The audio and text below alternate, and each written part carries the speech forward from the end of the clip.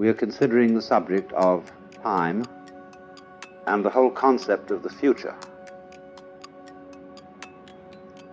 And the point of departure that I would like to suggest to you is that time is a social institution and not a physical reality. There is, in other words, no such thing as time in the natural world, the world of stars and waters and mountains and clouds and living organisms. There is such a thing as rhythm. Rhythm of tides, rhythm of biological processes. But time as such is a social institution. In the same way that language is, that number is, that concepts are, and all measurements, inches, meters, lines of latitude and longitude, all those things are social institutions or conventions. And thus, of course, in its deteriorated sense, when we say of something it's purely conventional, that is to say, you needn't take it seriously. Now, of course, are we going to take time seriously? That is the big question. And it depends what you mean. If you don't understand that time is a convention, of course you take it seriously. And you are driven by time. Time is money. Time is of the essence.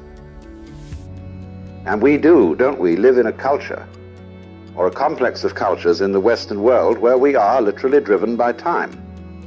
Even the psychologists have altered the old-fashioned word instincts, and now they call them drives. Because there's this feeling, you've got to make that deadline. There's something there you've got to get to. And people feel driven even when something's going to happen. You've got an appointment coming up. And some people find that in a strange way unsettling.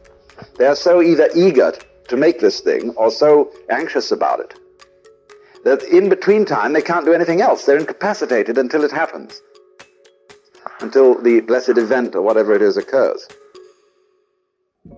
But in the natural physical world there is rhythm and there is motion. And time then obviously is a way of measuring motion by comparing motion with some sort of constant. Now the constant in the question of time is a circle, marked out in 360 or 60 degrees. And that is time. We cause a hand, a pointer, to revolve around that circle at a regular speed, and that gives us a constant with which we compare all kinds of motions and rhythms. And so the clock is just like a ruler and is as abstract as a ruler and must be taken just for that, which means in a way not seriously, you see. There are, of course, sort of gradations of reality. One could say the clock, the lines of latitude and longitude are, and words and things like that, abstractions, have a rather flimsy kind of reality. Next in order will come, of course, what we call ordinarily the physical world. We say, well, that's material, that matters. And so it has a little harder kind of reality. And most people stop there and they think there's nothing at a deeper level than that. And that's simply because of the limitations of man's of consciousness, of his conscious attention. Conscious attention is so worked out that it tends to ignore all constants. In other words,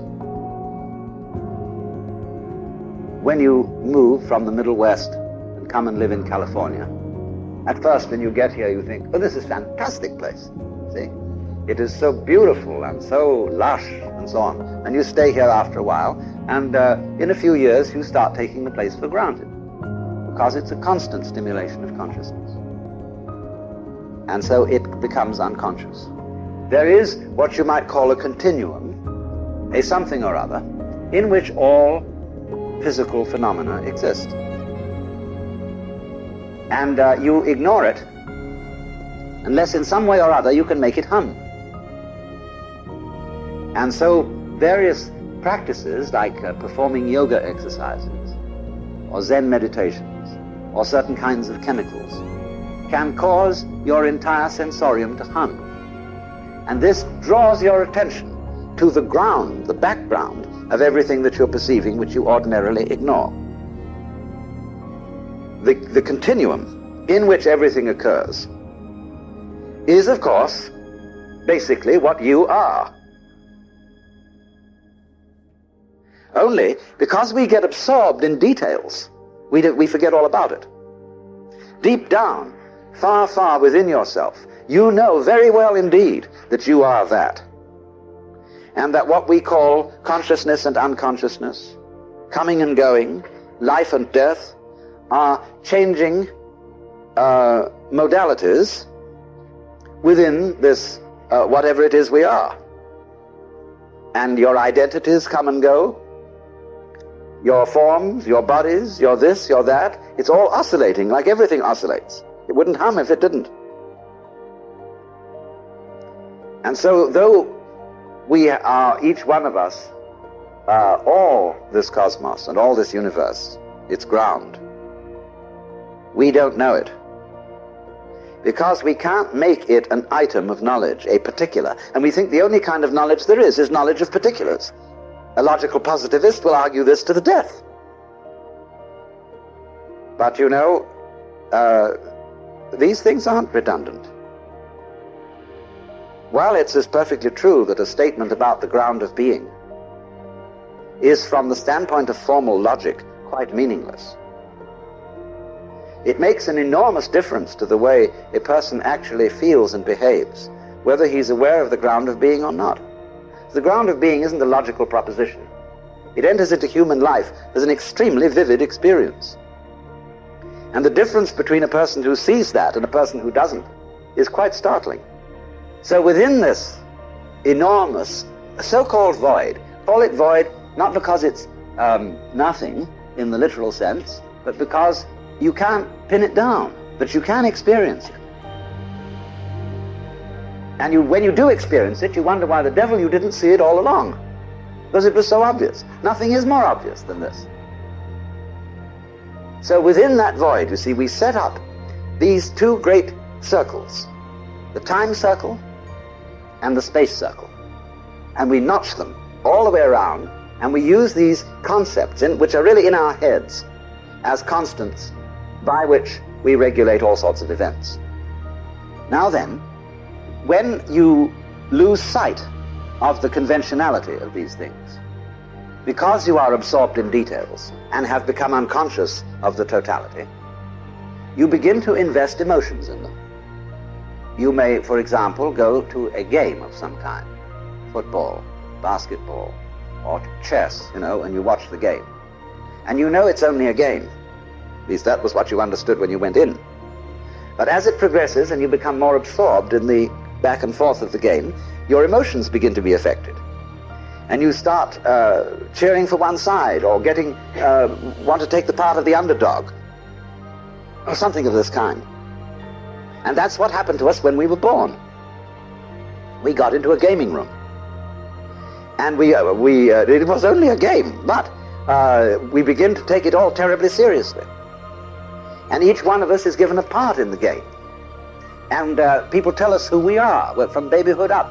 They say, this is the way you are. It's not like you to do a thing like that, see? It's your mother says to you. Because she establishes an identity for you. And this identity is something you have to make, because you've got to amount to something. You've got to be someone. But we are persuaded all along, and all through life, we begin to build up this precious identity, which is our part in the game. And so we get a tremendous emotional investment in this identity. And then finally we discover that the props that we've all put together constitute this identity wearing out. And we're not able to keep up this identity. And gradually we get old, and we begin to fail. And then there's all this thought that, well, it's too bad it's all over, because we've got bamboozled into thinking that that's what was really going on. So, one of the greatest hoaxes in this whole thing is the future.